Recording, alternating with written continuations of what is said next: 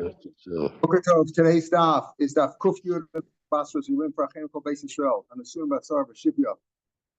Yesterday, the Gemara was talking about the fact that a woman can inherit two different tribes if her mother and father don't come from the same different tribes, and then she could inherit both. So the Gemara said, in general, though, we know that mishpacha refers to the father's family because it says lemishpachosam lebeis avosam. So perhaps that's incorrect, and we see that even a daughter can go, or even whether it's a daughter or a son, the mother's family also counts. We see that from the story of Yonatan, who was the son of Gershom, the son of Moshe's grandson, who wasn't exactly a tzaddik, as the Gemara described, and we'll see more of that today. And the Gemara came out at the end and said, no, he's really, he's from the tribe of Levi. His name is Yonatan, but he was called by other names because of his actions. The Gemara went on to describe how Pinchas ben Elazar ben Aaron HaKohen, also, who was he descended from on his mother's side? On his mother's side, was he from Yisro or was he from Yosef? Possibly he was from both, based on the two different grandfathers that he had on his mother's side. That's what the Gemara describes. So we're talking about, marrying the right person or what you become. So the Gemara on the fourth line where we left off starts like this. Amarava, Anose Isha, famous line. If you marry a woman, you should chuck her brothers. Hopefully she has brothers. She has brothers. Check them out first. What yeshiva do they go to? What kind of people they are? Shenemar. And we learned this from the story of Aaron. Aaron HaKohen's wife was Elisheva. Who did Aaron take for a wife? He took Elisheva, Bas Aminadav, the daughter of Aminadav. That was her father's name. Achos Nachshon. She was the sister of Nachshon. Famous story, Nachshon ben Aminadav, the guy who jumped into the Yam Suf first. Mimash B'Shnemer Bas Aminadav. So the Torah would just say that Elisheva was the daughter of Aminadav. It wasn't like today where 8 million people have the same name, Moshe or Yankel or Avram. Aminadav was a singular name, was a unique name. So if you just tell us that Elisheva was the daughter of Aminadav, obviously Nachshon and Elisheva were both children of Aminadav. So if you tell me that she married Elisheva, that Aaron married Elisheva, the daughter of Aminadav, I would know that she was the sister of Nachshon, because Nachshon was also a child of Aminadav.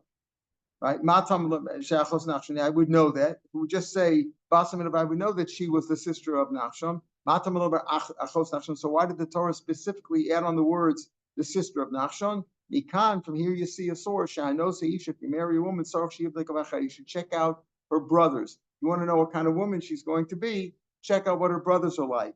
Family is important. Tana, one of the reasons, as we'll see now, this is related to that, famous call of Rov Banim Dam Lachayim, because your children are going to be similar to your brother-in-law. Right? That's what happens. So the children, whether they are boys or girls, are going to be similar to the siblings of your wife. So since most children, right, so you want to check out, in other words, the children are going to be similar to their uncle or aunt. Here he said, but it could be uncle or aunt. It doesn't mean, the Welt understands this to mean that they look like, you know what? Your nephew looks very much like you. Then we're not talking about looks. We're talking about what kind of midos, what kind of people they are. I always give this example. I probably did it 15 years ago. It was the example. The Gemara says that what's the reason why we have a zman in get? Torah says if you be a divorced woman, you have to give her a get, a written get, right? We darshna get, matria 12, it's got to be 12 lines, all the rules. And we know, remember, there's a tofus and a torah. There's a boilerplate form that doesn't have to be lishma, but the names, right? The name and the town, that has to be written lishma. It doesn't say you have to have a date in there. What's the reason why you have a date? So the machlokas Gemara in Gittin says, well, one reason is because you want to know when they're divorced, when he would have a claim on her payros. Remember, he gets to eat the payros of her fields while they're married, right? So if he writes her a get with no zman, what you might say is that, later on there was a bumper crop that year, and he said, I only divorced you last week. The crops belong to me. And she'll say, no, you divorced me a year ago or 6 months ago. They belong to her. That's the reason why the rabbi said put a get in there, put a date in there rather. Another reason is because Shemi Yachapal Basachosa. What does that mean? Let's say she committed adultery. She committed adultery while they were married, and he wants to get her off the hook, even though she was disloyal to him, but he wants to get her off the hook. He'll give her a get without his man and she could say, oh, you have witnesses that I committed adultery, I was divorced then. It's not adultery, right? Not adultery. Now, but the Gemara's lashon is Shemi Yachapa. Maybe he'll try to cover up. He'll try to, give her an alibi. It's like an alibi. Give you a get an alibi, al basachoso, on his sister's daughter. What does that mean? It's a mitzvah to marry a niece. You can't marry an aunt. You can marry a niece. Some say it's a mitzvah to marry a niece, his sister or his brother's daughter. Right? Let's say he marries his sister's daughter, and then she is disloyal to him, right? She committed adultery, so maybe he's more likely to give her a get to get her off the hook. So you might say, what do you mean? If in general, you would say if she was disloyal to him, he wants to let her get killed, right? But let's say for whatever reason, will try to cover up for, because it's maybe it's a family member, it's a niece. There's pressure on him to try to cover up for her by giving her a get with Osman. But if you understand that Rob Banim and Domin Achiaim, there's a better reason, right? Because if she committed adultery, it's a bad reflection on him, because nieces and nephews are similar to their uncles and aunts. So if she committed adultery, it's a bad reflection on his character. So that's why he might want to cover up, because he's an interested party over here, right? We always know that interested parties can't be witnesses, etc. And he has a self-interest over here. He might be angry at her for being disloyal, right? For rebelling against him, but he might want to cover up for himself too. Anyway, that's the idea. Says the Gemara by Yasuru. Now this goes on. This is a continuation of discussing about Yonatan. Yonatan was the grandson of Moshe, and he was a bad boy. He joined the forces of the tribe of Dan, who were conquering land, and they had Avodah Zarah there, etc. So they said, by Yasuru, the people of Dan, who went to check things out, by Yasuru Shama, they turned there, by Yom, and they said, who brought you here? They said to this Yonatan, who was working with Micha, who had a pesel and all that. They were bad guys. They did Avodah Zarah. Who brought you here? Umata Sofa, Umata Oseb Bazeh. And what are you doing here? Umalachapo, what business do you have here? What's that lashon of mi haviacha halom? The three phrases. Who brought you hither? Who brought you here? Umata Sofa Bazeh. What are you doing here at this thing? Umalachapo, what do you have here? Amalo, they said to him, Labi Moshe Kassos, aren't you a descendant of Moshe? He was actually Moshe's grandson, right? Children don't always work out, especially grandchildren don't always work out the way you want them to do, right?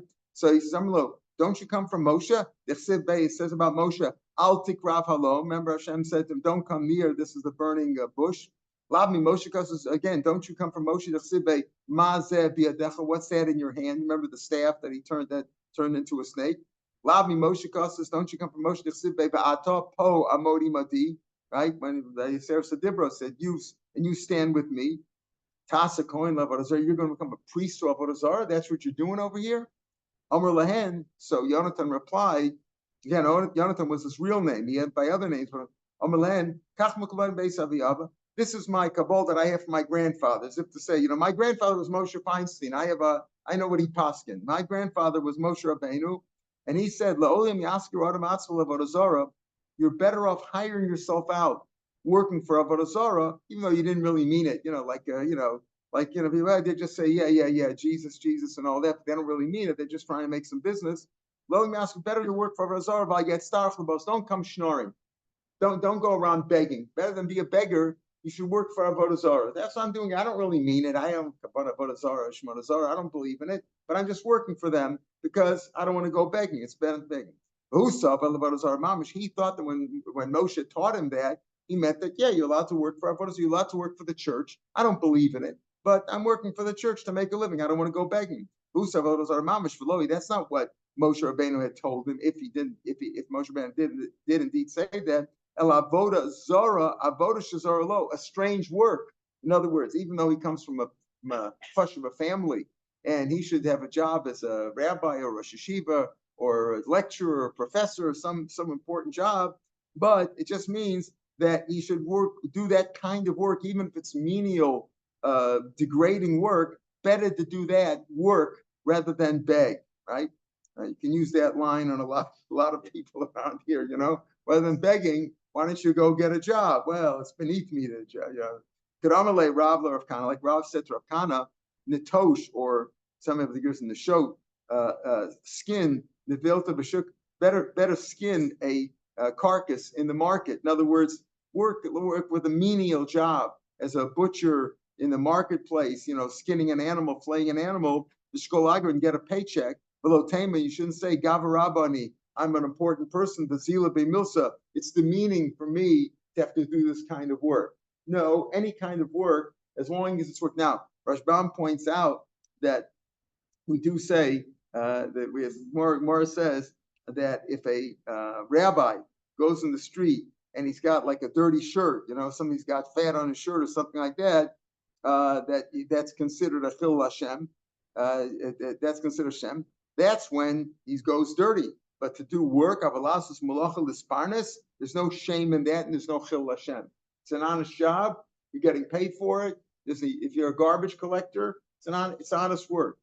Like somebody said, if you don't show up to work for 2 weeks, nobody will care. It won't make a difference. But if the garbage men don't show up to work for two weeks, we'll all feel it, right? So some don't demean any job, any honest paying job. Okay. Rabbi Kahati, yeah. Bank teller. Yes, yeah. What's wrong with that? Job. That's right. He wrote the Mishnayos. He took the bus to work every day and wrote the Mishnayos, right? Unfortunately, Art Scroll. Honest day's work. Right, honest day's work. Right, honest day's work. Unfortunately, Art Scroll has put him out of print. But anyway, I use them both. Okay, you shouldn't do that. In other words, and that's what. So what happened was Moshe Rabbeinu did tell him better to work for Avodah Zarah. He didn't mean Avodah Zarah, real what we call Avodah Zarah, idol worship. Even but you shouldn't work for the church even if you don't believe in it. It's meant better to do any job. Okay. Anyway, Kivin Shura. So Yonatan was sort of like out of ways. They said, "Well, you're Moshe Rabbeinu's grandson. What are you doing over here?" He said, "Well, I thought it's okay to do this job." Kivin Shura David. When David Melech saw Shemamun Chavolav, that he likes money, right? That's what he was working for the church there because he liked money. Shechavel B'Yoser, he was really fond of money. Minu Ala Otzras, put him in charge of the treasury. I don't know, just because you like money, you necessarily shouldn't be in charge of the treasury, but it means probably he knew how to handle money. He knew the meaning of money. Shneimar says Ushvuel ben Gershom ben Menashe. Now we already explained that it was really ben Moshe. But he was called Menashe because he followed in Menashe's bad ways. He says, Ushvuel ben Gershom ben Moshe is a pasuk in ben Menashe, pasuk in Divrei Hayomim. And let's see, his gear says is there. He says Divrei Hayomim is really Moshe.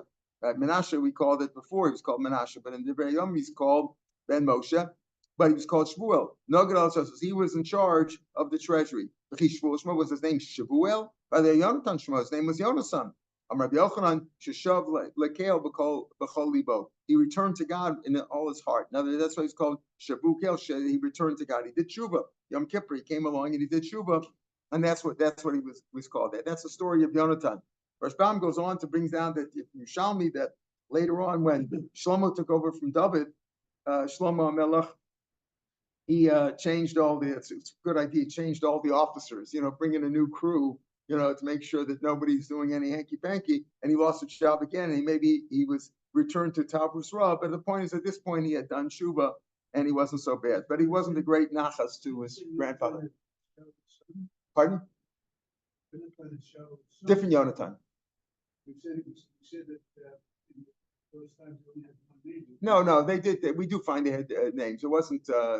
It's just not as common. Not as common. But it's not like you never find that people had same name. You do find it somewhere. It's rare, but you do find it. There's different Yonatan. Also, the Nachshon ben Aminadav is other places in the Chumash, so we know. Right. We know who. Right. Who Aminadav's sons were. That's right. All right, so we're going. Now we go back to our Mishnah. Now let's say the Mishnah said, and we said the other day that we're talking about Nochlin Uman Chilin, that both when you inherit from and you transmit to, who is that? So the first one that we give is Ha'avas Abanim, that the father the father gives an inheritance to his son, right? To his son, and he also inherits from his son. Why? Because this is Abbas Abanim, right? The word is Yeshnochem Achilin, Abbas Abanim, Abanim Esa'av, Achim and Av Nochlin Machilin. So the father inherits from the son. So the Gemara says, why? The Gemara first said, why does it say Abbas Abanim? Right? You should say Banim Esa'av. Who inherits from?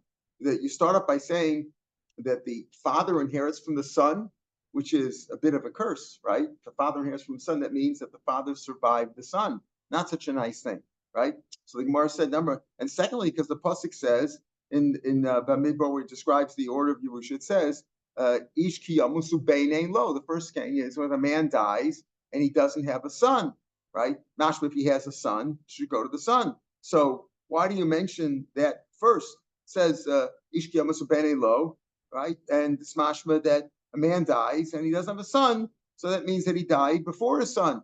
But when he died, he didn't have a son, and then it goes to the daughter, right? But if he had a son, it goes to the son. So why I mentioned? So we said because it's learned out of a drasha. But the truth is, and that's probably why the pasuk didn't talk about. You asked about that too the other day after the Shiur. Why doesn't the pasuk talk about a father inheriting his son? We said it does. It's learned out from the Sheiro or from another drasha we had yesterday, but it doesn't say specifically that a father inherits a son. It's learned out of a drasha. So he says because the author of our Mishnah, because it's learned out of a drasha, it was Chaviv who was dear to him, and he mentioned that first. Okay. But then we said, Abanim Esa'av, sons inherit the father. Now, it doesn't say daughters inherit the father, but that is the case because it says, Ish ki amusu beinein lo, la'avarta mesnachlaso, lebito, right? Goes to his daughter, the bas. So first he says, so how do we know? So the Gemara says here, Minolan, how do we know that a son inherits his father? And Rashbam adds on, if you look in the Rashbam near about 5 lines from the bottom of the page, 6 lines, or 5 lines, how do we know that the sons come before the daughters? Why doesn't it say that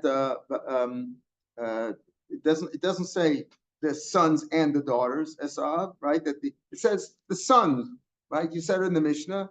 The sons and Abanim Esav, sons inherit the father. What about the daughters? It's mashma that the sons come first. He's okay. They get the rabbi said they get 10% of the assets when the father dies for their wedding. But the halacha in the Torah, it's a halacha of the rabbis, but the halacha in the Torah is Banim come first. How do we know that the sons come first? We know because the Mishnah didn't say Banim or Banos. So how do we know the sons come first? So it says, the Gemara goes on, 4 lines from the bottom page of the Gemara. Ish kiyamas and benein lo. If it says the man dies and he doesn't have a son, then it goes to the daughter. Time it ain't lo ban because he has no son. Yesh lo ben kodem. The son comes first. Okay, that's what it says. The pasuk says if he doesn't have a son, goes to the daughter. Mashma if he has a son, goes to the son, not to the daughter. Amalei Rav Abaye. So wait a minute. Who says? Ema. Maybe this is a pshat. Ika ben. Maybe he says, listen. If a man has a son, the son gets it. Ben liros. Ben liros. Ben ika. Ema ika ben liros ben. Ika bas liros bas liros bas. Maybe it means this. If a man dies and he has no son, they give it to the daughter, right? So it's mashma that if he has a daughter, right, ika bas liros bas, she'll gets it. Right, Ika ben ubas, maybe it means this. Yeah, you're right. If he has a son, it goes to the son. If he has a daughter, let's say he only has a son, goes to the son. If he only has a daughter, goes to the daughter. Okay, that's okay. But Ika ben ubas, let's say he left a son and a daughter, right? Lo high loris for lo high, neither one should get it. What do you mean neither one should get it? That doesn't make any sense. Maybe it means this. In other words, he says, if a man dies and he has no son, it goes to the daughter. Okay. If he has a son, it goes to the son. If he has a daughter, it goes to the daughter. What happens if he had 2? What if he had both, a son and a daughter? Maybe neither one should get it. So what do you mean neither one should get it? That doesn't make sense. Belaman liers, who should get it? Atu bar kasha the masa liers? Should the mayor take the money? That's what the governments do. It's called estate tax, right? Thank God in Israel we don't have the estate tax. In America they still have it. Okay, there's a big exclusion and all that, but they got to deal with it, right? There's an estate tax. So maybe the government should take it. Is that what you mean? Well, that doesn't make sense. If a son alone, if the son was a sole survivor, he gets it. If the daughter was a sole survivor, she gets it. the son or daughter, neither one should get. He says, no, it can't mean that. This is what I meant to say, right? Ika benu bas lo hailuros kula. Neither one should get the whole thing. Lo hailuros kula. Neither the son nor the daughter should take the whole thing. So maybe that's what it means.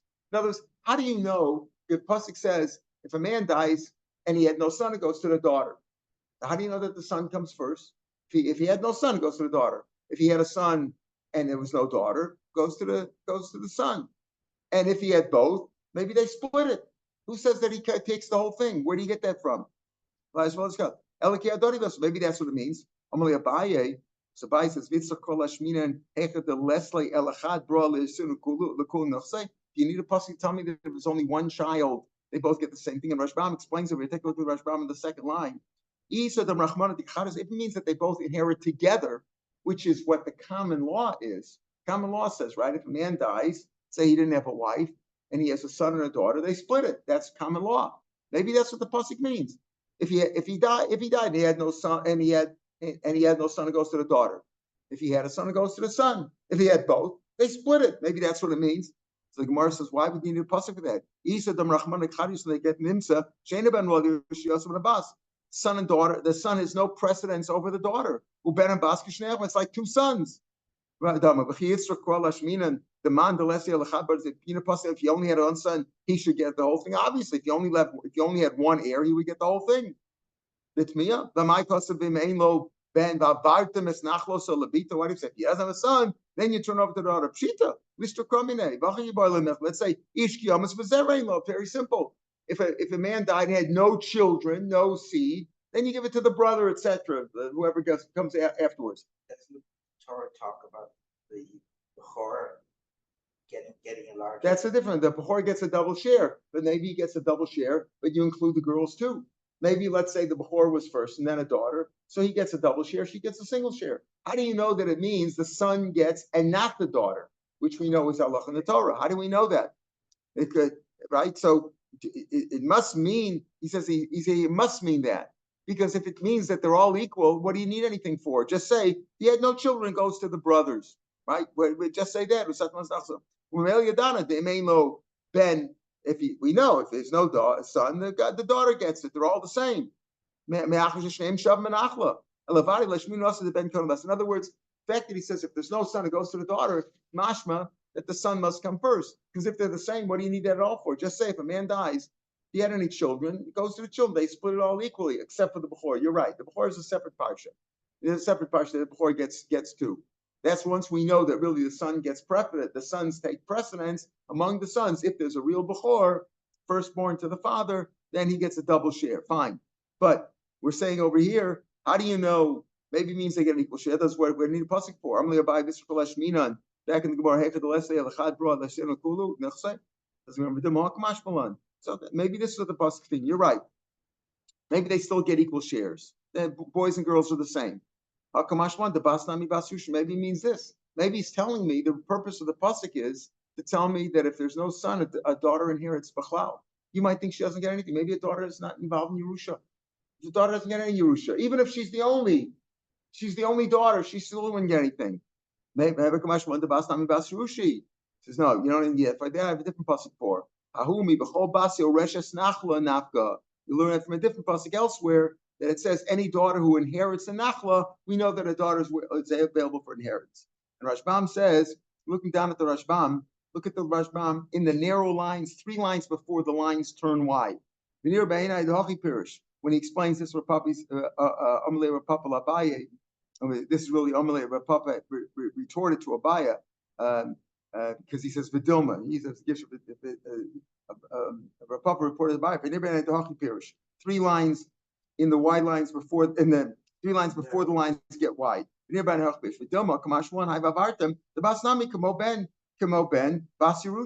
How do you know that the purpose of this pasuk tell me that if he has no son, then then the daughter gets it, meaning that the son comes first and the daughters don't get it. Maybe just telling you that a daughter is like a son.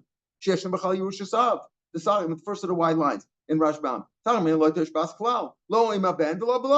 I would think that a daughter does not get a Yerusha. She's not in the parsha. The Bescharim cover from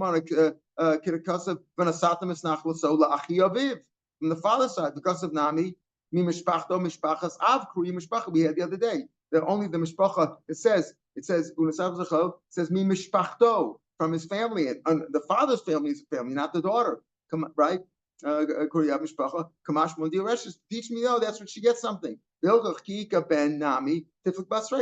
if there's a son, she splits it with him, and she's in Bashma. How do we know that? How do we know that she shouldn't get if there's a son? Maybe she gets with the son. If there's no son, she gets the whole thing. But if there's a son, maybe she splits with him. Ish kiyamus ubein ein lo. If a man dies and he has no son, Shiur shemas to inherit with the daughter. Then you give the whole thing of Artemis Kol Nachlabito. Klomer Ozo Beres Kol Nachla Mishev Mishev Layito. That's what it means to say that it can go to a Mishev. Why? Because if the whole Nachla goes to her and she marries somebody from another Shevet, it'll lose the whole thing. Will leave the whole family estate will leave the father's estate. Could Rebbe like Rebbe learned in yesterday's Gemara that we had that how do you know Bechlal that the idea that the Nachla transfers over to a different Shevet? Because if a man dies and it all goes to his daughter and she marries somebody from another Shevet, then she dies, it'll go to a different Shevet. But if it's a son with the daughter, let's say a man dies and has a son with daughter, so he gets half, she gets half, so his half will stay in the tribe. So that's why he didn't say He says Vartam, and that Vartam, if the whole thing goes through. So how do you know that? So maybe he's just teaching me that she's in the parish of Yerusha, that she should get Yerusha, but they still get it. He says no, because it says Kol Basi Reshes Nachla back in the Gemara. We have another pasuk that says that she's capable of inheritance. So again, we're back to our issue. She's capable of inheritance, and he's capable of inheritance. Why did the pasuk say Bein lo? Then it goes to the mashma that if he has a son, the son comes first, and she gets nothing. That's what we're going back to that pasuk. I have a different drasha telling me that when there's a son or sons, the daughters get nothing, right? What did the Bnos Slavcha say? Listen, we're 5 daughters here. Now, if we, what's going to happen if there's no sons, right? There's not going to be any Yerusha. Lama Yigar Shem Avinu mitoch mishpachto ki ein lo ben. Man gives no son. Time it ain't lo ben. Hayesh lo ben. If you have a son, ben kodem. But then we get everything. If you would understand, if it would be the other way, that a daughter inherits like a son. So if there's a son and a daughter, they split it. So why would they say over here why would they complain and say, why should our father lose his whole share? All his estate's going to be gone because he has no sons. He only has 5 daughters. Now, why would they lose everything? If it would be true that a daughter inherits even with a son or without a son, what's their problem? They would get anyway. If there would be a son, he would get the whole thing. But now that there's no son, the father would not transmit to anybody. So the Gemara says, so it's a proof from there, from the Bnos Slavcha's words, it's a proof that when there's a son, the daughters get nothing, right? And the daughters don't inherit when there's no sons. It says, but Dilma, Bnos Slavcha would come. Maybe they said that way. They thought that was the halacha, that a son, when there's a son and a daughter, the son gets everything. But when there's no son, then they said, what about them? They didn't know whether, but they thought when there's a son, he would get everything. Then it wouldn't be a problem. Because our father has no sons, he's going to lose his share. But if he were a son, he would get it. So that's what.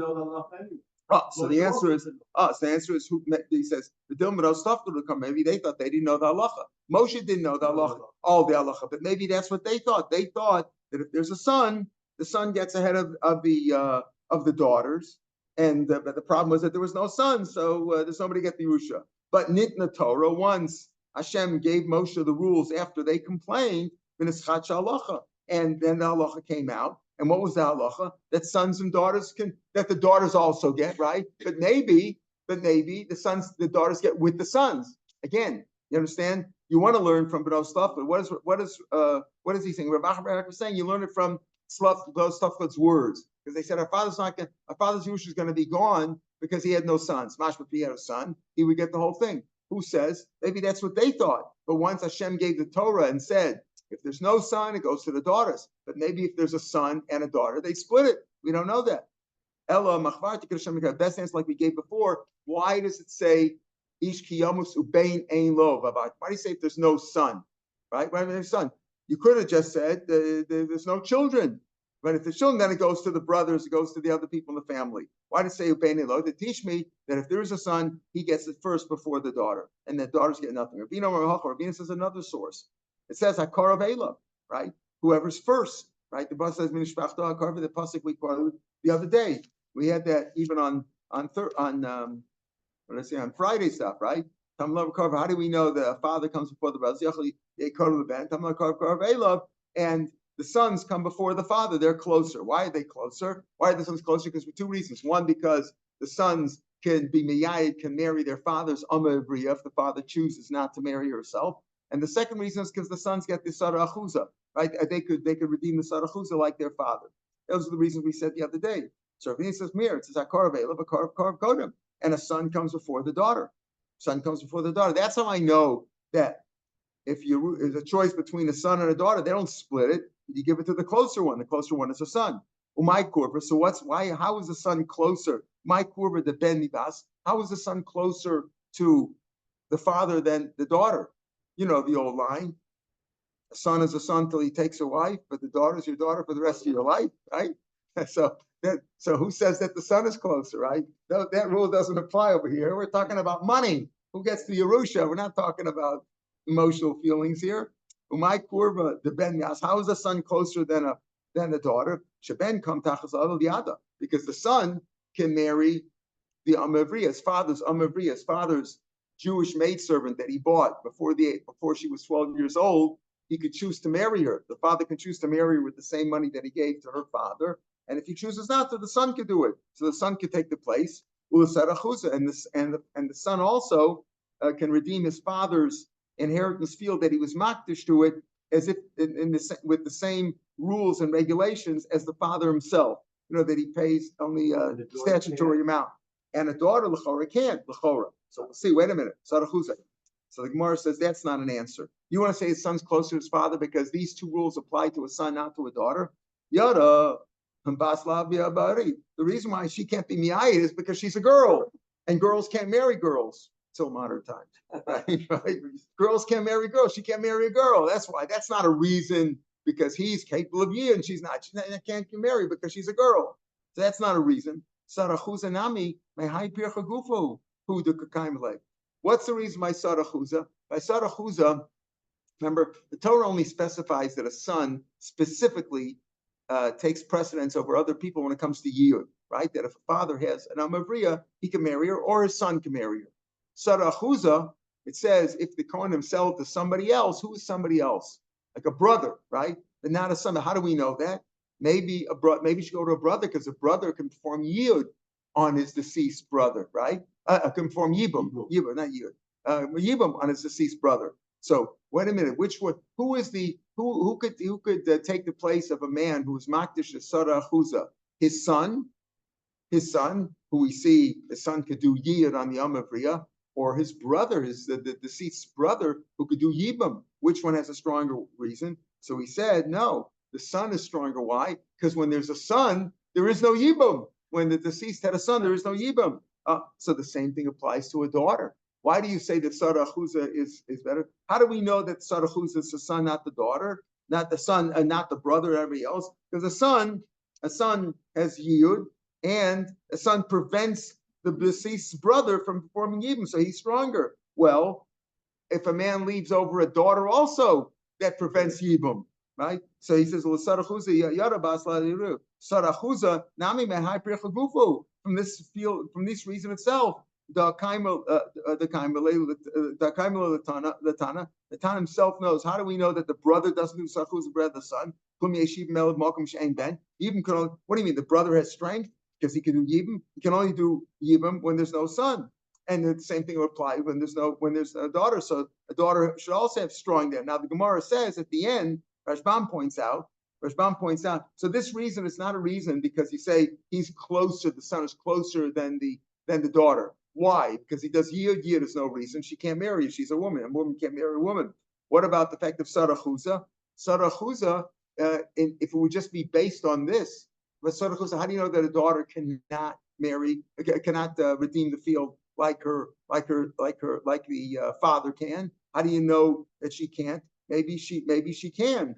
Why? What do you say? Because the brother is stronger? No, but the same reason that the brother shouldn't be able to do it. Why? Because we said, even though he could do Yibum, but if the son prevents him from performing Yibum, the daughter also prevents him from doing Yibum. So if it would only be for that reason, the daughter would be just as strong as the son. And as in terms of Yiyud doesn't make any sense because she's a girl. A girl can't marry a girl. In terms of Sarachusa, who says that a girl can't take the place of Sarachusa?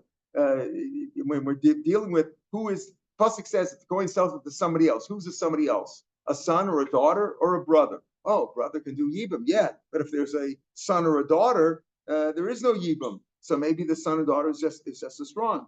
So there he takes that up. But Rashbam points out that at the end of the Gemara still comes out that the Sarachus can only be a son, not a daughter, but not for this reason, for a different reason.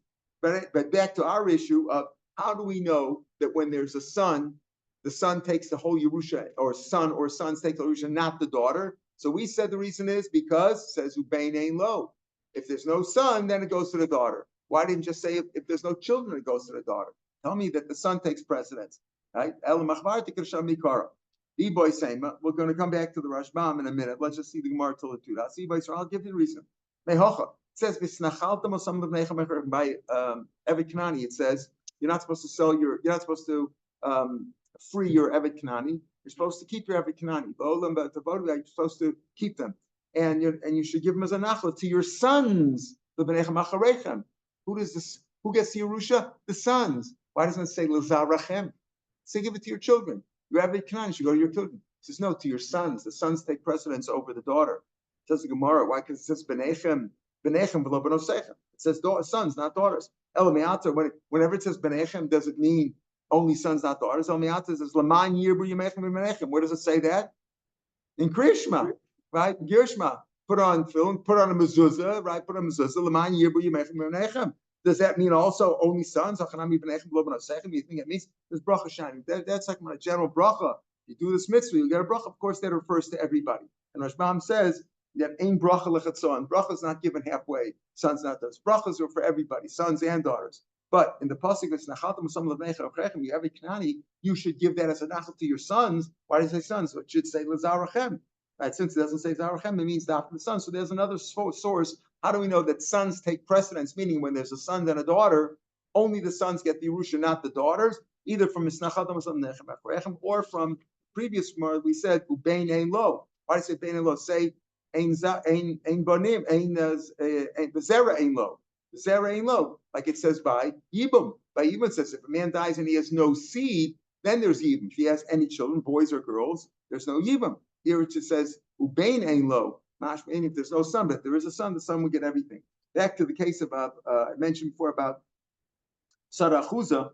Rashbam says about 10 lines from the bottom of the page. In other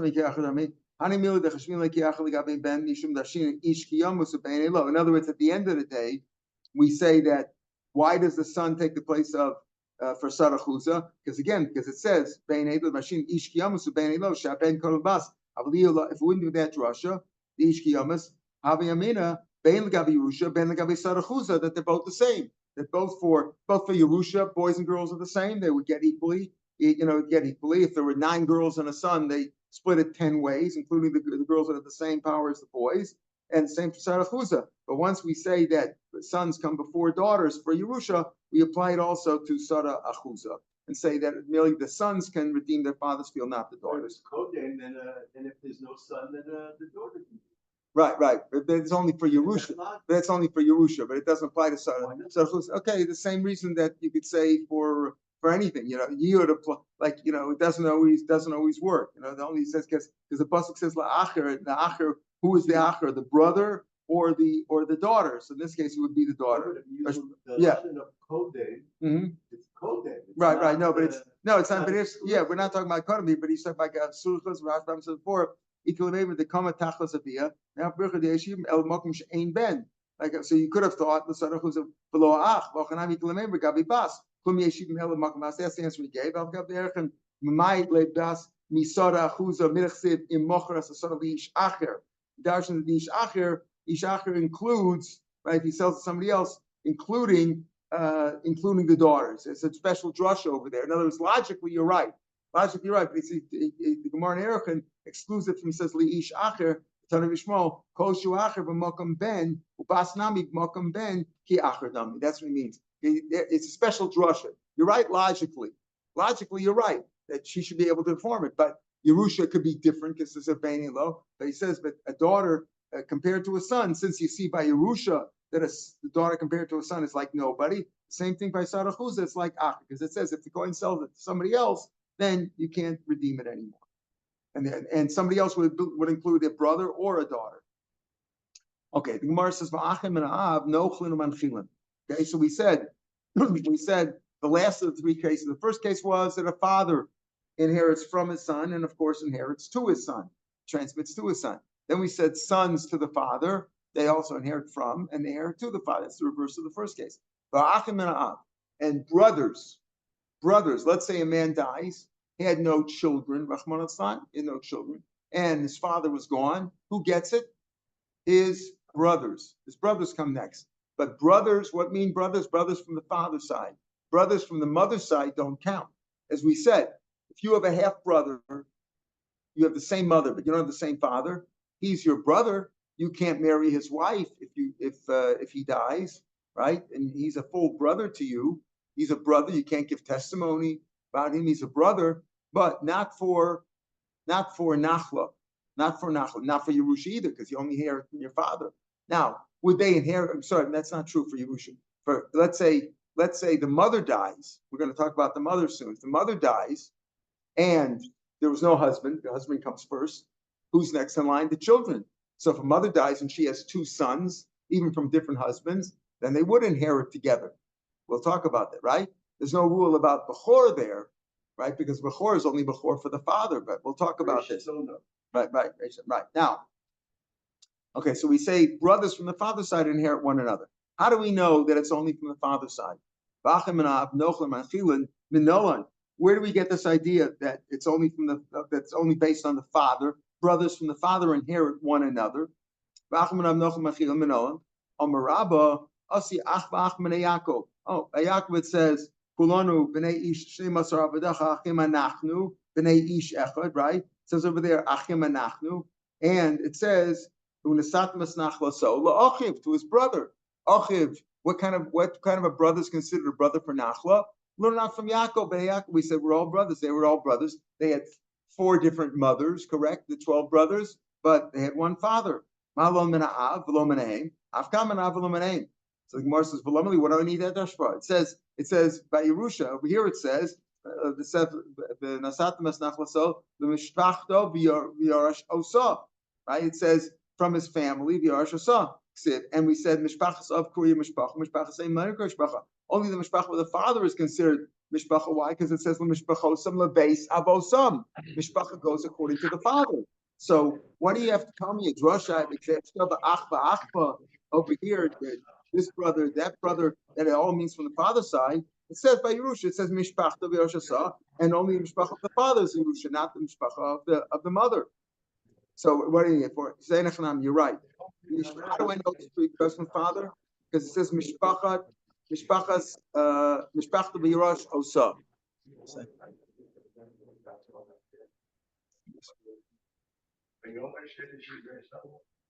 Just have to mute that. Okay. Right. So we know that it's the brothers from the father's side because it says mi mishpachta v'yarash osa. Right. Mishpachta v'yarash osa. And mishpacha means from the father's side. The mother's family doesn't count. Mishpacha's family. Didn't we question that yesterday's daf? Yeah, no, that's the Gemara said. The Gemara on yesterday's daf on Amid Bey says mishpacha v'yarash osa. How do we know mishpacha's av kuriya mishpacha and not the mother? Because it says mishpacha mishpachosam lebeis avosam. So mishpacha means from the father's side. We have the other thing also. No, we questioned that. We discounted that. We questioned that from Yonah's son because it mentioned Levi and Yehuda, right? And we said it's not really from Yehuda at all. It just mentioned Yehuda because Menashe was from Yehuda, so he mentioned it like for his bizayon to say that he was dead. But it didn't really mean mishpacha. Only the mishpacha that we discounted that, but we questioned and we discounted that in the Gemara.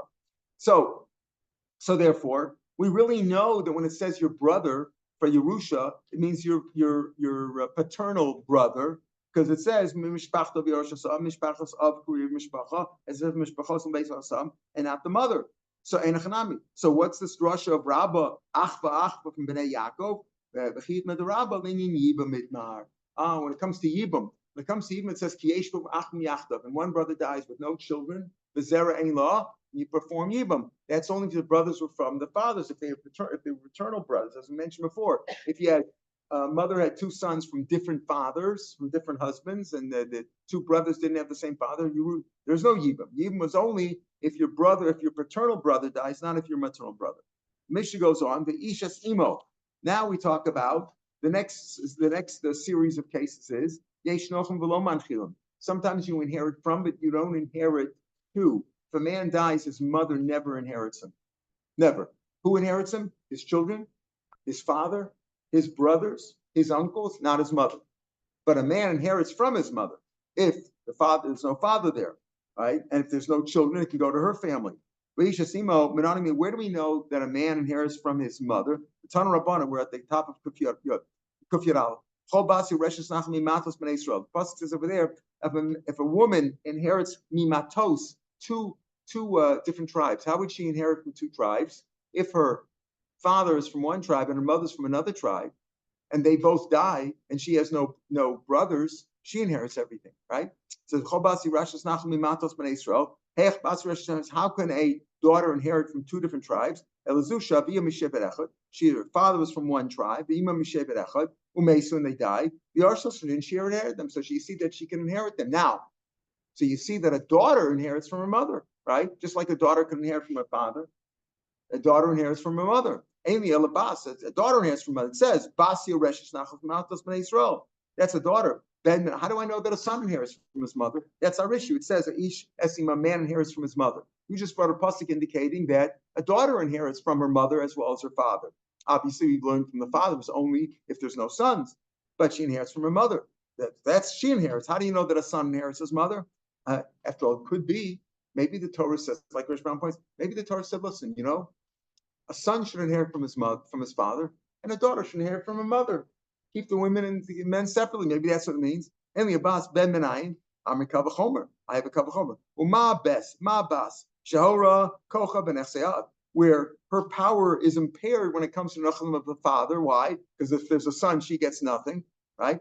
Yafa Kocha ben Echsein, but yet we see that she gets, and she inherits from her mother, then a son, Yafa Kocha ben Echsead, who's stronger when it comes to the father, because if there's a son, he gets everything, not her, and not the sister, not the daughter, not his sister. And it didn't she have a koch ben echsev. He should get a share from his mother.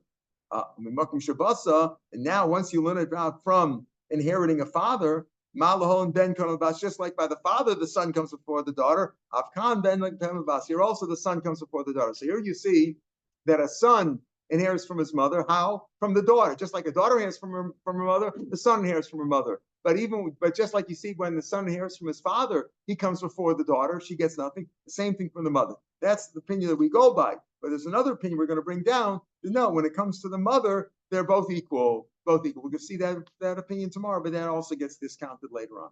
Have a good day, everybody. Gemar Tov. Gemar Tov, beautiful. Thank you.